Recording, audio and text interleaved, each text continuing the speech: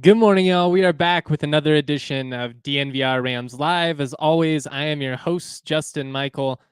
Shout out to everybody that's been rocking with me over the last 24 hours. This will be my fourth total show in the last 24 hours, so it's been a lot of me rambling on various platforms, talking CSU football, talking NFL draft stuff. I went on Swole's show last night, and we talked a lot about Gonzaga and the addition of them to the Pac-12. I'm going to get into some of that on today's show as well. Big shout out to Steve Ivey. I had a blast talking with him. If you missed it, make sure you go back and check that out and subscribe to him on Crackers College Hoops on YouTube. Really fun conversation. We had Zachaholic on there for a little bit as well to get a inside perspective on their end. I definitely need to hit him up and get him on this show at some point. He does a great job. There's a lot of really intriguing Gonzaga content creators, and as somebody who's a college basketball aficionado, I'm pretty excited about the future of this league, and that's really what we're going to talk about. I'm going to once again argue with some of the misconceptions, some of the bad takes about the Pac-12 and the Mountain West just being the same league, or there not being any logical reason to go for this and try and separate from some of the other schools. We're going to talk about all of that. I did want to start by shouting out a couple of the women's sports programs. Last night, really nice night for CSU Soccer and CSU Volleyball. Both of those teams earned convincing wins over San Jose State in their respective sports. CSU Soccer now has won 4 straight, and they have outscored the opposition 8-0 during that stretch. Really firing on both cylinders. And what was pretty impressive about continuing this winning streak was that last night, Libby Brooker, she had to make her first career start in net. Normally, you've got Shayna Ross out there, who is a really talented goaltender. She was unavailable due to injury. We'll see when or if she's able to be back out there. But Brooker really stepped up, and it wasn't like she had a quiet night. 8 saves in her debut. Allows the Rams to continue that winning streak. Mia Casey had a pair of assists in the win. Liz Stutzman and Maggie Altman capitalized off those with goals in the 62nd and 83rd minute, respectively. Next up, CSU Women's Soccer got Fresno State, currently in first place in the Mountain West, which is saying something because they've got a narrow lead over Utah State, who's currently a top 15 team in the country right now. Really big stretch coming up. You want to continue this win streak against Fresno State. But next week, they've got Boise and Utah State coming to town. And if you could earn at least one win in that stretch, it'd be huge. But if you could find a way to go 2-0, it really puts you in the driver's seat to earn that 1 seed, which would be huge in the Mountain West Championship in the tournament, obviously, that comes at the end of the season. Rams made the title game last year, hoping to win the title this year. CSU Volleyball moved to 3-0 in league play. They're on a 4-match win streak overall. They swept San Jose State last night. Won those sets 25-18, 25-20, and 25-20. Really, really big time performance for CSU amidst a lot of distractions. We'll just say that. I'm not going to get into that whole controversy. I've made it pretty clear that I do not feel qualified to speak on an issue that complex. And I think a lot of people try and oversimplify it and really come in with their own narrative to begin with. I will say you don't win championships by forfeiting matches, and I applaud CSU for being willing to play and stand by what they believe in. Regardless of what you believe in, they took a stand. They won that match convincingly. Clearly, it wasn't like this unbeatable team or anything like that. And I just applaud the Rams for getting it done. So big time win for CSU. They've also got Fresno State coming up this weekend. We're going to get into all the CSU basketball season and the non-conference schedule. We're going to talk about the conference states and how it's a little bit more balanced than last year, which is exciting. I'm going to talk about Gonzaga and the Pac-12. In the final segment, I'm going to give out week 6 football picks.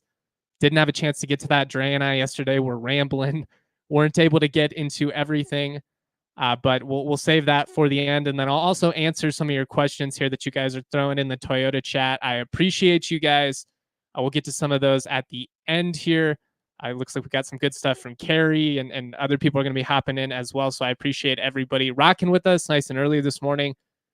Real quick, I do want to talk to you guys about Toyota. Trucks have always been a part of Toyota's DNA for generations. Toyota has built durable legends destined for greatness and perfect for Colorado. Whether you're conquering off-road trails or hauling the weight of the world, there's a Toyota truck that's just right for you, like the all-new 2024 Tacoma or the return of the iconic 2024 Land Cruiser. Toyota has 17 models with available all-wheel drive or four-wheel drive like the Epic 4Runner. They also offer more low and zero-emission vehicles combined than any other automaker to give customers numerous choices to reduce their carbon footprint. You got 16 hybrid vehicles to choose from. The Tundra iForce Max hybrid truck is sick. Not to be outdone, Toyota SUVs take command on the road and on the trail. You can explore the road less traveled without sacrificing, smooth city rides. And SUVs like the RAV4 and Grand Highlander. Toyota is a proud partner of CSU Athletics. And of course, the official vehicle of DNVR. I also want to talk to you guys about a great initiative from UC Health, the Ready, Set, Co Challenge. They want to help you and other Coloradans be your healthiest selves by joining this Ready, Set, Co Challenge. One of the pillars of this year's challenge is sleep, in particular, getting 8 hours. It's so key for living your best life, guys. I have had a lot going on in my personal life. It's been tough, and I've just felt it physically. You know, your body hurts. You feel more sore. You feel drained. I don't feel as creative. I mean, just in every way, you do not function as well. So do not sleep on sleep.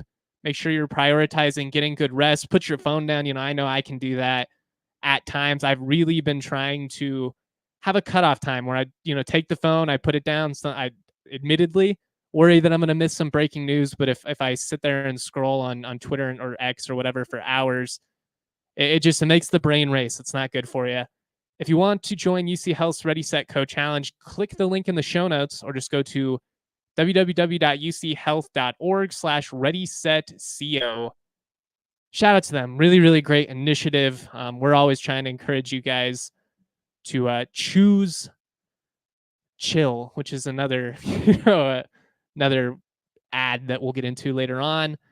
We do have a question here from Aaron, which is a good way to kind of branch here into the Pac-12 stuff. He says, is it my perception or did most of the Mountain West teams take a step back in basketball this year? I think that's how it's viewed nationally. I mean, obviously last year was kind of a historic year in terms of the amount of teams that you get into the league. The general, coverage and respect that the Mountain West got last year was awesome. They earned it. But there's a lot of players that have moved on. And I think it's just a lot of teams with question marks. I mean, you look at Boise State with what they bring back. I'm really high on them in particular after adding Cardenas to the mix, which I think is really what they've been missing as a facilitator to, get the ball in the hands of Stanley and Degenhardt. That's a really nice little trio that they've built there. But I mean, San Diego State's lost a lot of key guys. CSU, you lose Isaiah Stevens and, 3 of your leading 4 scorers. So it's a lot of unproven teams at this point. I think there's some respect for New Mexico and Boise State at this point, but I think it's kind of a lot of prove it, especially with, Utah State and having a new coach. Once again, CSU, what's going to happen with San Diego. I mean, I think there's just a lot of teams that need to prove it. I think the league will be good once again. I think they'll get 3 bids at least again. But I don't think that the expectation is that they're going to take the world by storm and have like 6 tournament teams and kind of do what they did last year. I want to talk about Gonzaga because I have not focused on that since that announcement that they are officially joining the Pac-12 July 1st, 2026. I had preached patience. A lot of people were freaking out, a week and a half ago, in particular when UNLV recommitted to the Mountain West. You just saw so many takes about they should have just done the reverse merger. There's no point in rebuilding the Pac-12. It won't be viewed any differently than a G5 school. Like, this is all pointless. And then Gonzaga comes in and completely validates the vision of rebuilding this conference. This is a major, major win for the Pac-12. And this was a necessity, I feel like, on a PR level, just for, like I said, kind of validating the concept here of what we're trying to do, which is build a premier West Coast based league. I understand that, especially on the football side, it's not going to be viewed as it once was. It's not going to be the Pac-12 of old with USC, with UCLA, Washington, Oregon, all these historic football brands, all these classic rivalries that unfortunately went to the wayside because of, these moves that have transpired over the last couple of years. What it can be is the best of the rest. It can be very clearly the fifth best football league. What you frame that as, maybe it's not a Power 4 school. I don't even think we're going to have the terminology Power 4 that much longer with how close we are to the SEC and Big Ten pulling away from the rest of the leagues anyways. But if you want to frame it like that, the Big Ten and SEC are top dog. ACC as constructed, Big 12, those are the next two leagues. Very clearly, the next best option, league number 5, is going to be the Pac-12, especially if they're able to bring Memphis over as an all-sports member. Then you just basically permanently kneecap the AAC, which was already in a pretty rough spot after losing, their top 4 schools when the Big 12 went and poached them to replace Texas and Oklahoma. The Mountain West is on life support right now. I credit Gloria Nevarez in finding a way to kind of patch this entire thing together to keep the league alive, which, as somebody who's followed the Mountain West his entire life, I'm excited to see the league have a chance to survive. I was not rooting, especially for longtime conference mates like New Mexico and Wyoming. I know they're obviously our biggest rival, but I didn't want a situation where those schools just got completely screwed. They have an opportunity here to still be probably the 6th best league. I mean, it'll probably maybe the 7th. I think you can make an argument with the Mountain West now that they're losing, Boise and Fresno and some of these programs that have really carried the banner from a football side, probably not, as deep top to bottom as like the Sun Belt would be at this point. But they're going to stay alive, which is a credit, to Gloria and these Mountain West schools. They've done a good job in a tight spot. That said, I just think there's a very clear difference when you look at it simply. Like 10 of the 11 football championship winners from the Mountain West era, they're all going to be in the Pac-12. When you look at it from a basketball side, which is what we're mostly going to focus on here in this podcast, it's night and day. I mean, they really aren't the same. And I just think there's been so many disingenuous takes. There have been a lot of people that were rooting for this whole thing to fail. If you were one of the schools that got left behind, I understand your perspective. I don't understand the eagerness of so many national people to, poo-poo the idea of rebuilding this Pac-12 and leaning into basketball in a real way, because I do think that basketball is an untapped market. And I think you've seen leagues really invest in it in a major way in recent years, and it's paid off. Obviously, the Big 12 and what they did, that's clear cut the best league in the country. They've done a great job in adding some premier brands, but they left Gonzaga on the table, which was really huge for the Pac-12 and being able to pull this off. It's something that you had seen floated over the years a million times for the Mountain West. Could they pull it off? I don't think Gonzaga was willing to jump, just because some of the teams on the lower ends that don't have as much success and frankly don't invest in the sport in the same way the San Jose States of the world, I don't think that's intriguing enough to them. But now being in a league with Oregon State and Washington State, being in a league with Boise State, Utah State, San Diego State, CSU, a lot of programs that have been really solid in recent years, that's something they can wrap their head around. And, when I was talking to Steve Ivey last night on his show, again, go check that out. We had a great time. What he kept pointing out was, like if you want to have the Pac-12 be viewed on par with essentially the Big East from a basketball standpoint, they had to trim the bottom end, because when you look at the Big East top to bottom, they didn't have the disparities in investment the way that the Mountain West did, frankly. And I think by bringing over these programs that are aligned in vision, they are aligned in commitment to athletics and sustaining success in this really turbulent time, being able to go add a blue chip program like Gonzaga it really just validates what you're building here. They are going to have TV value. I think you see so many people saying things like, there's no money in college basketball. It's not what drives, these changes. And for the most part, they're right about football being the driving force, being your main priority from a financial standpoint. And it's why you needed to focus, especially early on getting a solid football base to build around. Gonzaga is different, though. Adding Gonzaga is not adding UNLV and trying to sell it as, well, they were once something under Jerry Tarkanian, and, they're going to do it here again.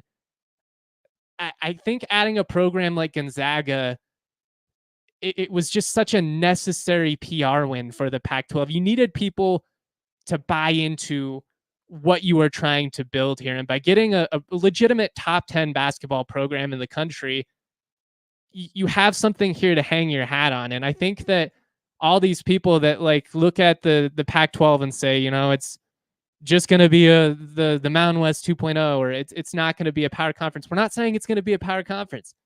What we are saying is it's going to be a highly competitive football league and a potentially elite basketball conference. And that is a way that you can distinguish yourself if you are the Pac-12 and you're trying to gain respect in this landscape. You're trying to prove that this is a league still worth following. Adding a program like Gonzaga was the best possible move that the Pac-12 could do to gain some positive momentum, to get people to believe in what you're doing. It was kind of a rough couple of days from a PR standpoint, and missing out on Air Force and UNLV. I think the league was wise to not overspend to bring over a program like UNLV or Air Force, who had value, but don't have $30 million of incentive value.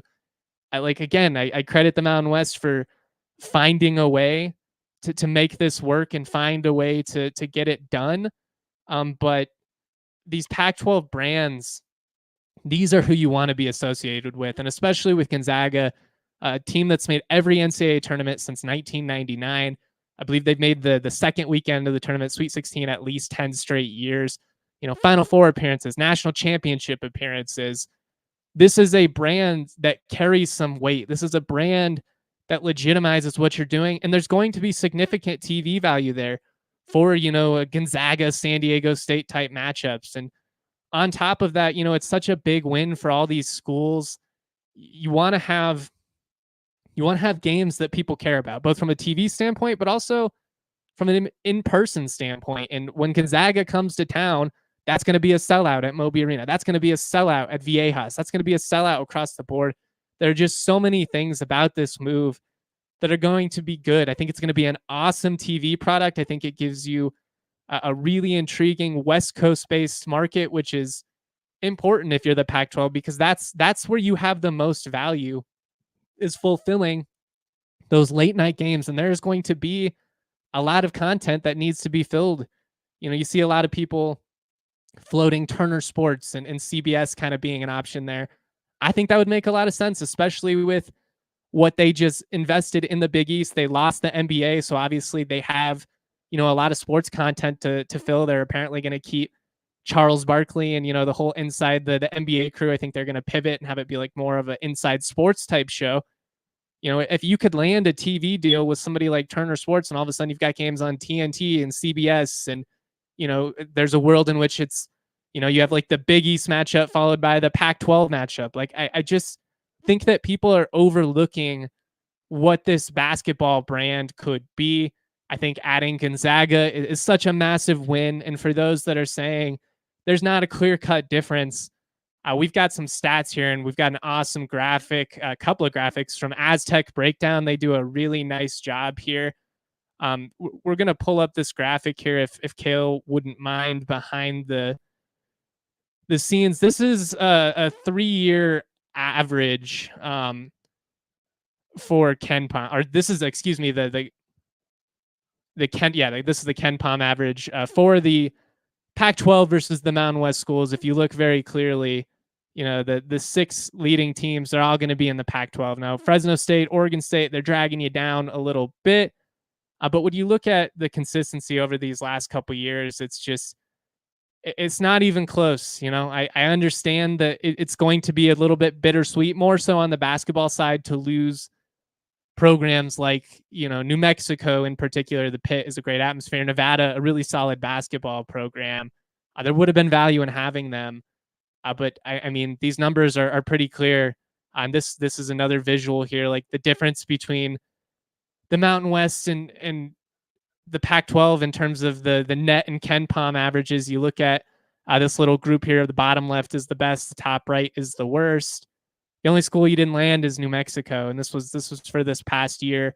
Again, you need schools like Fresno State and Oregon State to elevate on the basketball side, but all of the leading brands, they're on our side.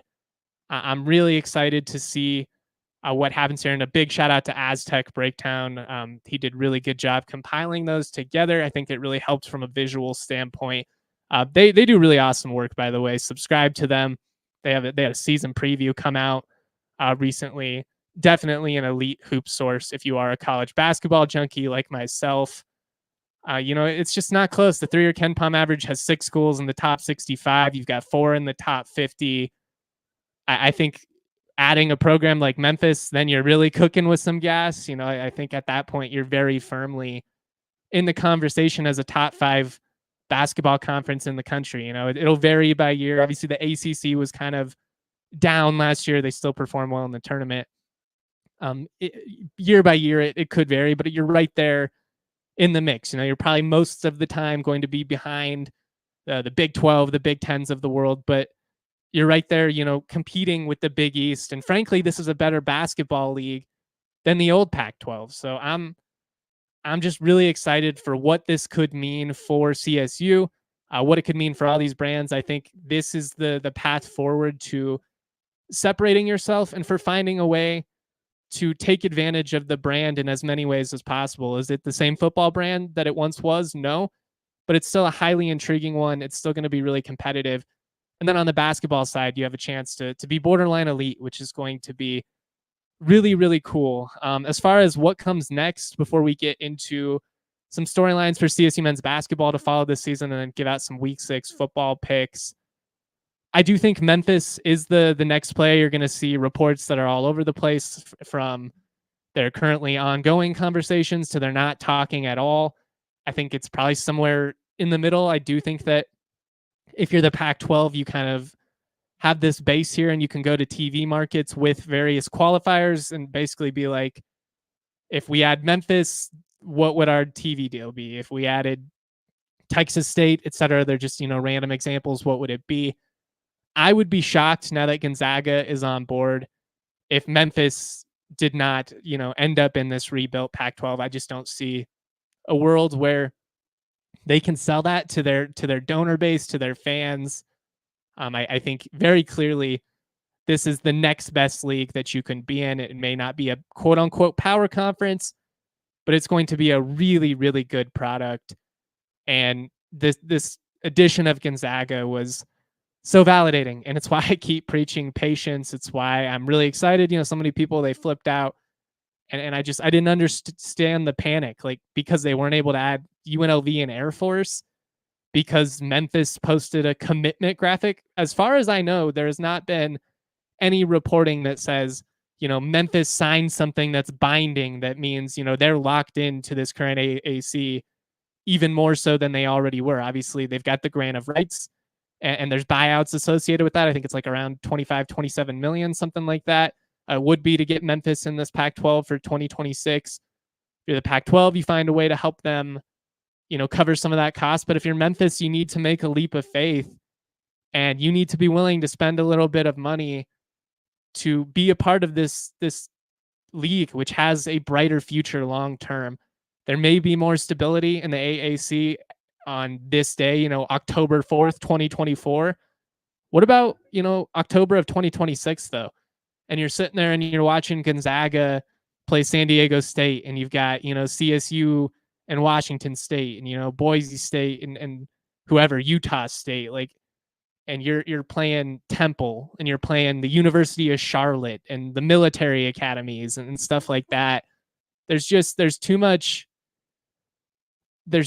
to risk by staying pat. Like, if you get complacent, if good enough is all you strive for, that's how you get left behind. And I think Gonzaga is looking around, much like, CSU and Boise State and these other programs are, and they're just thinking to themselves, we have to find a way to distinguish ourselves, because while we may not be, a USC or a brand like that, there's very clearly a difference between like a UTEP or something like that. And I can't express enough, like very clearly, these two leagues are different, and the future of the Pac-12, which as constructed is going to be trim. It's going to have some flexibility.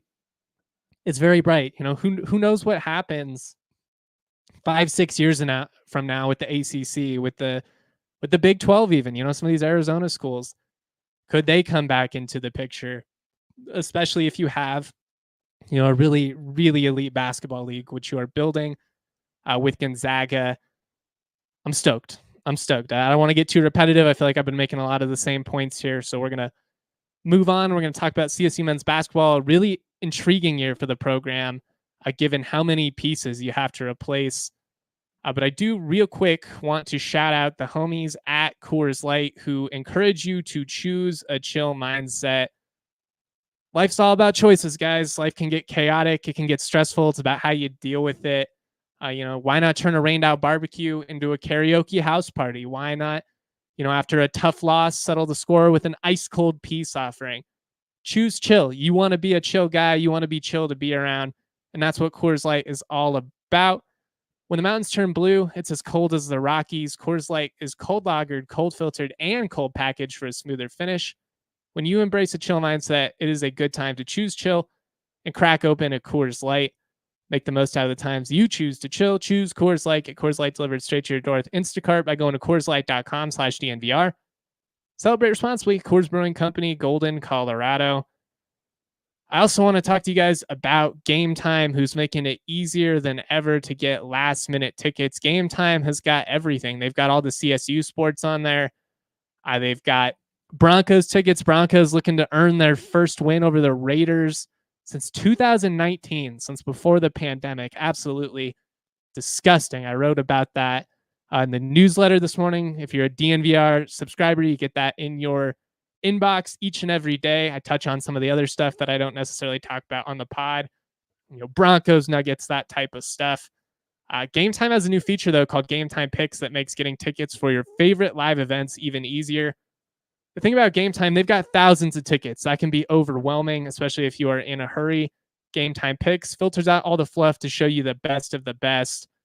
There's so many incredible things about Game Time. They've got the super deal. They give you a panoramic view from your seat before you buy, so you're not getting, an obstructed view, or there might be not like a bathroom, right next to you or something like that, where, you got to hear a bunch of gross noises and smells and all that. Take the guesswork out of buying tickets with Game Time. Download the Game Time app, create an account, use the code DNVR for $20 off your first purchase. Again, Game Time Picks curation makes it easier to save more on sports, concerts, comedy, theater, etc. Terms to apply. Create an account, redeem that code DNVR for $20 off. Download Game Time today. What time is it? Game time. All right. Riley says here in the Toyota chat, long-term is the key here. I think that is something that a lot of people are missing when it comes to this whole vision. It's not necessarily about 2026, even though I think even in 2026, it's very clearly a move. It might not be the massive jump to the P4 that you once hoped for, 10 years ago, but it's a move in the right direction. And I would rather be on a lifeboat out than sitting here just trying to stay afloat in waters that are only becoming more turbulent and more unpredictable. You've got to align with the best possible situation that you can. That's what these Pac-12 schools are doing. I can't wait to see how it all plays out. But we do have a couple years, obviously, and the Mountain West is still a gauntlet when it comes to basketball. I'm really excited to watch the Rams this season. It's a weird spot. I feel like I know the least about this team, which makes sense given the amount of new pieces that they have. But it's weird. I got so used to covering that core roster there. I covered Isaiah Stevens for a half decade. Roddy was a big part of that. A lot of those guys were around for years and years. A lot of them are gone now. Jalen Lake is the only guy that I've really been around now for more than in 2 seasons, which is kind of an odd feeling. But it's also really exciting because it presents a new opportunity for different stars to branch out. Nick Clifford coming back was so massive for this program, especially in the early stages of the season. I think you can really lean on him. I mean, he has a lot to prove, and I guess that's kind of where I can start here with one of the storylines that I'm interested in. I talked about some of these with Steve last night. We didn't get fully in depth on a lot of them, so I kind of wanted to hit more on a couple of these. But I think Nick Clifford, excuse me, Nick Clifford is athletic enough to be a lottery pick. I don't think he has shown enough from a skill standpoint, and obviously he's got a lot of growth to make to be in that conversation. But when you look at what he can do athletically, I think he has that type of ceiling. Could he play his way into the top 20? I don't think that's impossible for him, especially if he is able to fill a bigger offensive role. I think he really showed what he is capable of late in the season, in particular last year, with Isaiah being kind of dinged up. There was a lot of pressure on Nick to basically pull that team to the tournament. And obviously, they were pretty close to missing it. We ended up in Dayton, which I still think was just absurd. But when you look at like what Nick did in that game against Nevada in the Mountain West tournament, when you look at how he played against Virginia, which is about as good as you could ask for, he showed that he is capable of being that number one option offensively, of playmaking and being able to facilitate some other opportunities for guys. You know, the jumper wasn't quite as consistent as the season went on, and I do think that's a big key for him. Can he be the type of three-point shooter we saw early on in the season? You know, I don't think he needs to hit 5-6 threes a night. Like, that doesn't mean to be his main game. He can get to the hoop in a hurry. He's so athletic, so much length. I think he is really, really, you know, in the short conversation there for Mountain West Player of the Year. I think Degenhart would probably be my front runner. Donovan Dent at New Mexico, another guy to keep an eye on. There are a bunch of other guys, but what Nick Clifford is able to do with this 5th season is really interesting to me. And I think if he's able to be an all-conference type player, be in the mix for, you know, Mountain West Player of the Year, that greatly elevates CSU's chances of returning to the postseason. And that kind of brings me to my next storyline, which is, can CSU pull a Utah State? Now, you lose the vast majority of your scoring from this past year. Can you bring in all these guys and find a way to make the puzzles or the pieces to the puzzle work here? If so, it would probably be the most impressive coaching job that we've seen out of this staff, just given the lack of continuity. But there's a lot that goes into that. And as exciting as it is to have so many different options, I mean, you know, we talked about last night with Swole Cracker, Ethan Morton being able to play a little bit of the point at times for the Rams and being able to throw a much bigger lineup out. But also, you know, you bring in Bowen Bourne and Kashawn Williams, and, you know, you still got Kyan Evans back as a sophomore, where, you know, a little bit smaller, a little bit quicker, and you could put like Nick at the 4 and Bemba and Jalen Crocker Johnson or something like that at the 4 or 5. I just think there's going to be a lot of different ways that they can play this, but that's also a challenge because it takes guys completely buying in. All of these guys are going to be capable of playing more minutes than they probably are going to get. All of them are going to be capable of having a bigger offensive role than they're probably going to get because you have so many different options. Can you figure out what works for you?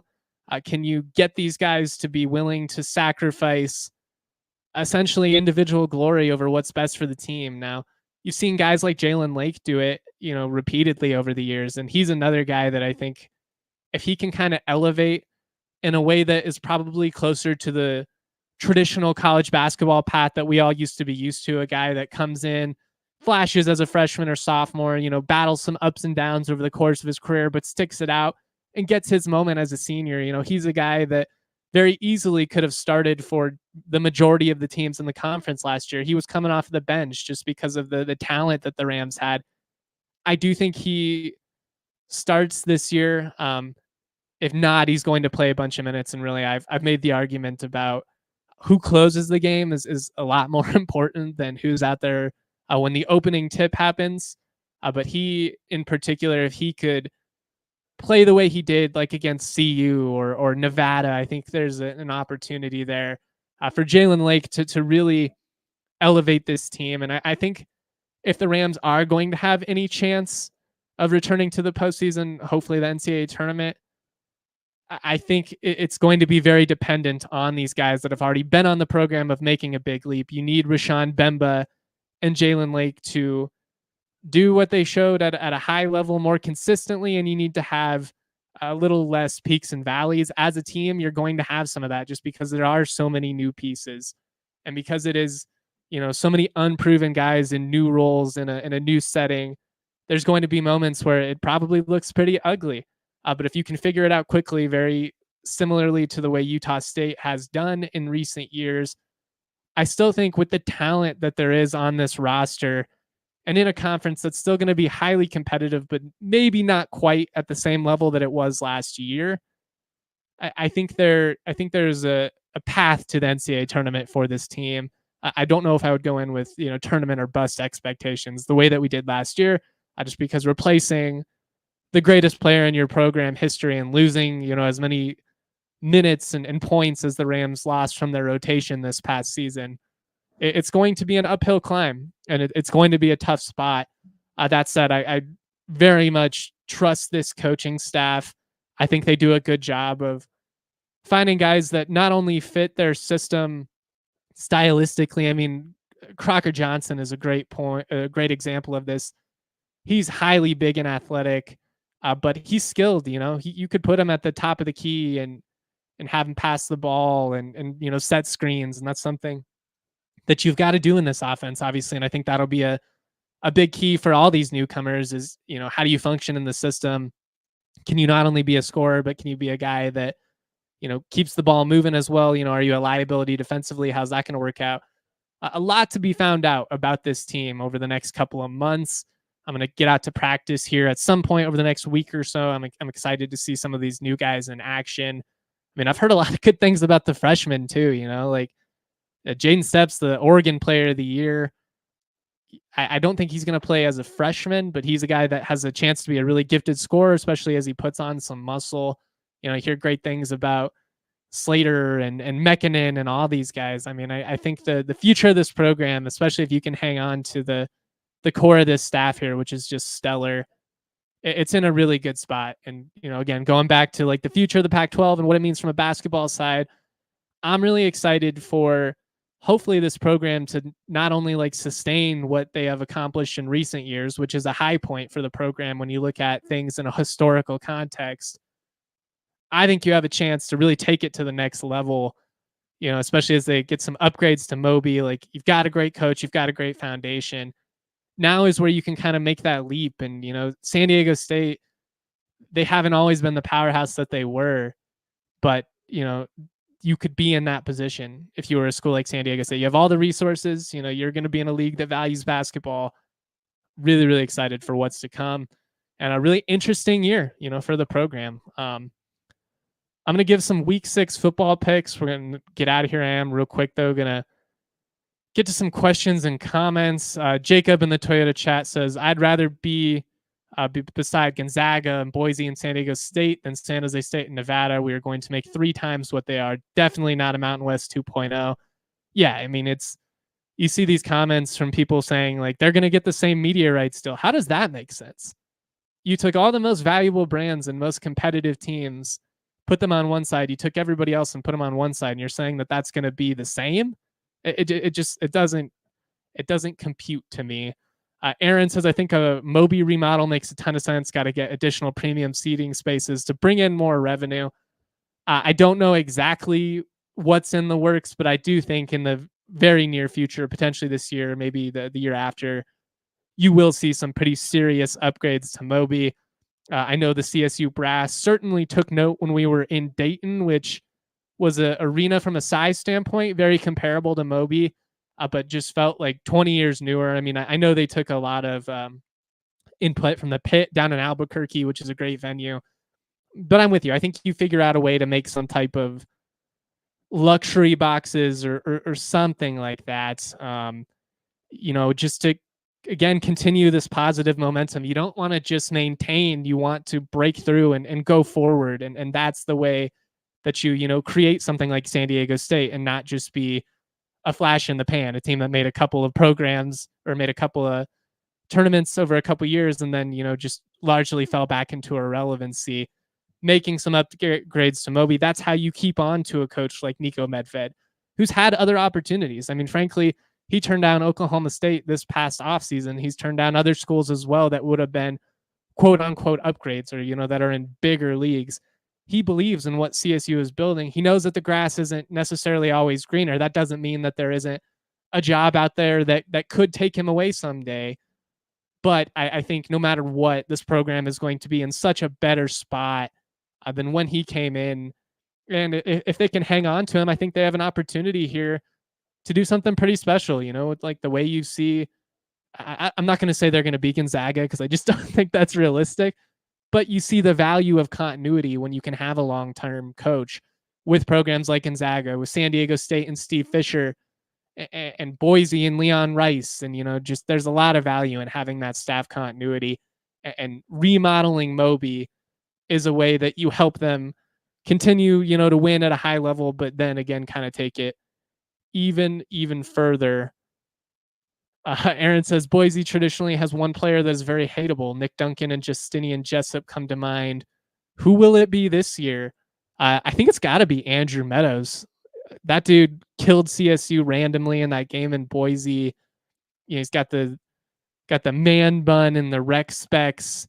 He talks a lot of trash. As a fellow pale guy with specs, I'll admit, we're not the most intimidating looking, but man, does it got a sting when a pasty white boy with some rec specs is out there talking shit in your face.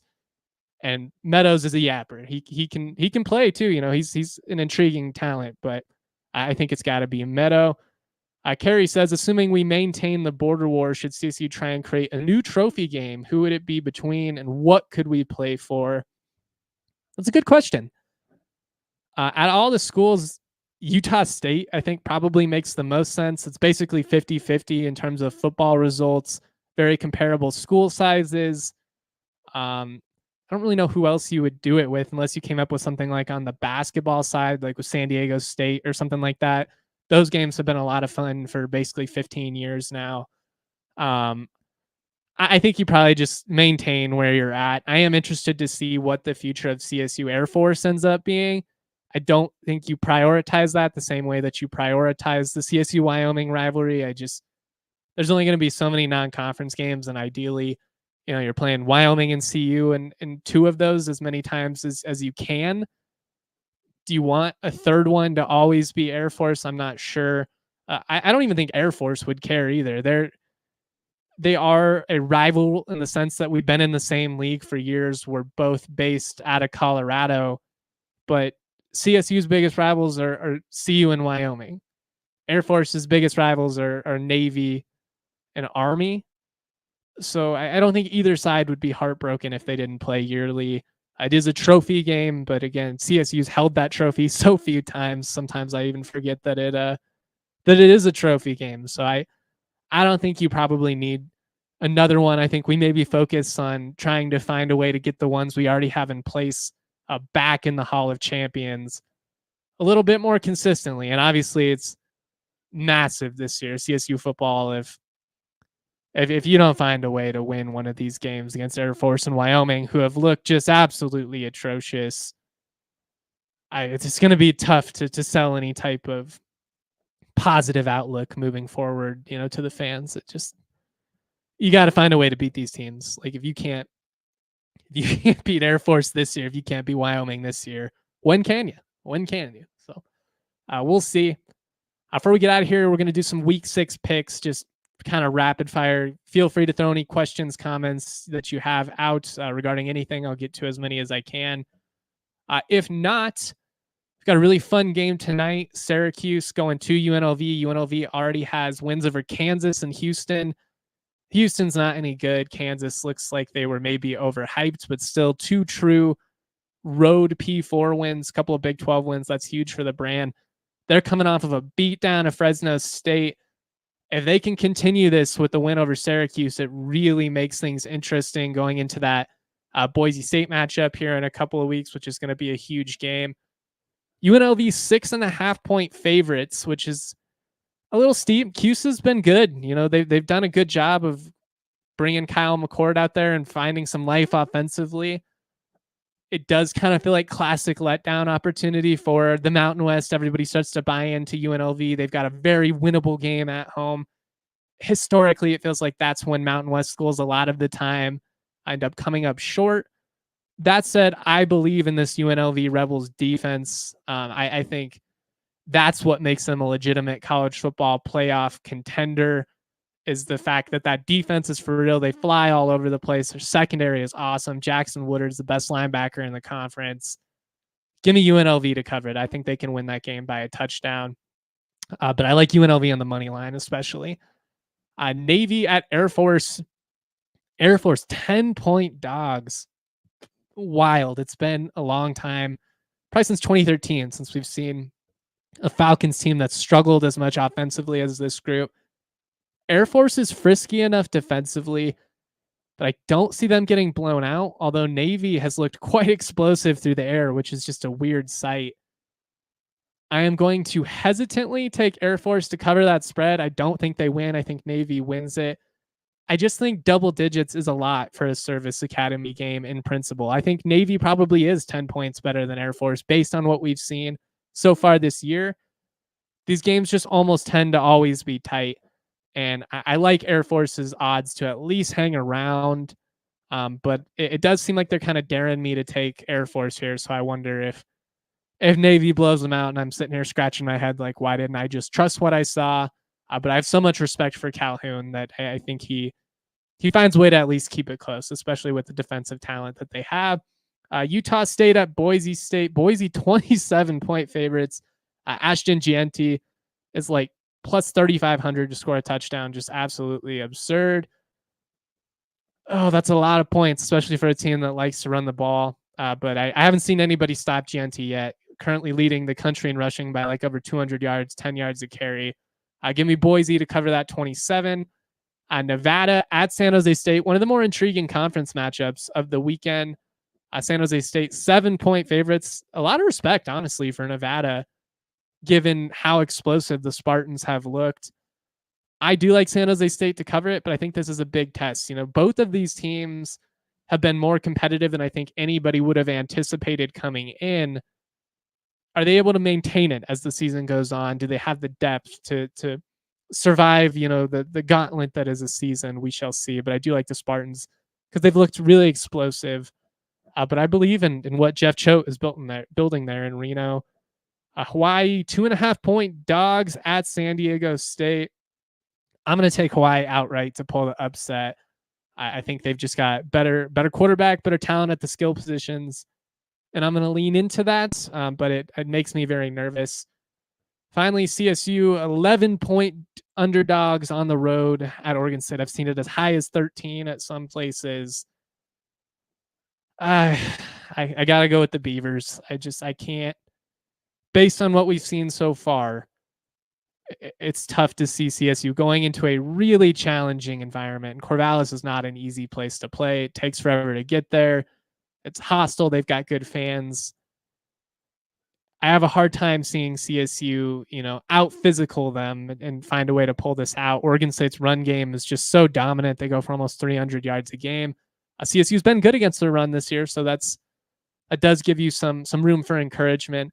We just have not seen enough out of the offense to predict, going out in this type of setting and getting it done. Now, I would love nothing more to sit here on Saturday night and to eat crow and to, man, was I wrong about this game coming in? What a massive moment for the Rams, transformative, probably the biggest road win they've had in a decade if they pull it off. But this is a tough task for a CSU team that has not passed the eye test to this point of the fall. We shall see. I will be going live. If you're looking for a spot to watch the game, we'll have a watch party at the DNVR bar. $4 house shots throughout. There'll be giveaways. It's always a really good time. Highly recommend coming by, having a burger or some chicken tenders. I'm a big grilled cheese guy. You really can't go wrong. Everything that we have slaps. Shout out to Kale, our producer behind the scenes, making all of this work. Shout out to Aztec Breakdown for those awesome graphics that we showed on the screen. Shout out to all you in the Toyota chat for rocking with us. Much love. Always proud to be. Peace. We all silly like the mayor.